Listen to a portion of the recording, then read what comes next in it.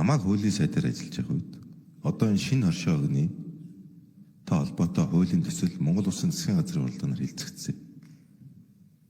Би энэ хуулийн төслийг үжил баримтлалыг хууль зүйн сайд баталтайг би батлаагүй.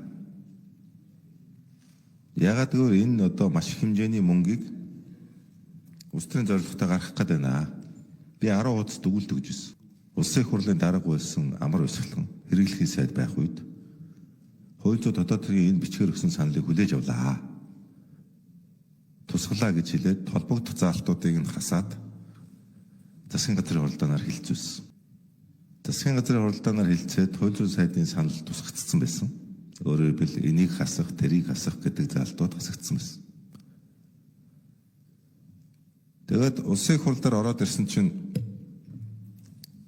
хууль зүйн сайдын засгийн газрын төслийг улсын их хурлд өргөн барихтаа зөвшөөрөл өгж хянсан хамгийн сүүлийн хувилбарынхын төсөл нь өөрчлөгдсөн байсан. Өөрөөр хэлбэл хэрэглэхийн сайд амар өсгөлөн хууль зүйн сайдыгаа заллаад хууль зүйн сайдын саналыг тусгалаа авлаа гэж хэлж хагаад улсын их хурл засгийн газар хэлцэгдээгүй хууль зүйн сайдын хянагдаагүй ийм хуулийн төслийг улсын их хурлд өргөн барьсаж баталсан байсан. Энэ бол би албан тушаалын гэмтэр гэж үздэг. Албаны бүрэн эрхээ хэтрүүлэх, албан тушаалын байдлаа ургуулan ашиглах гэмтэргээ гэж үздэг.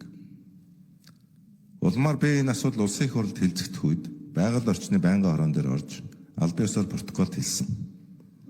Та бүхний хэлцэж байгаа энэ төсөл болвол Монгол Улсын засгийн газраар хэлцэгдсэн тэр хууль зүйн дотоод хэргийн сайдын эцэслэн хянсан энэ төсөл биш шүү гэж би албан ёсоор протоколд хэлсэн.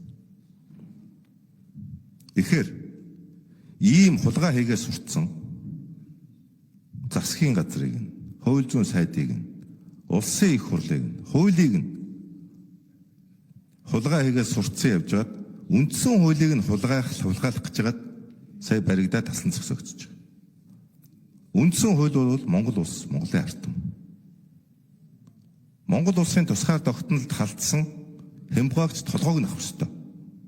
Цэвэрлүүлэх ёстой. Хэн байх нь хамаагүй. Ард түмэнд үзүүлдэг байх ёстой. Энэ бол ард түмний эрх чөлөө улс орны тусгаар тогтнол төрийн бүрэн эрхт байдалд халдж байгаа асуудал.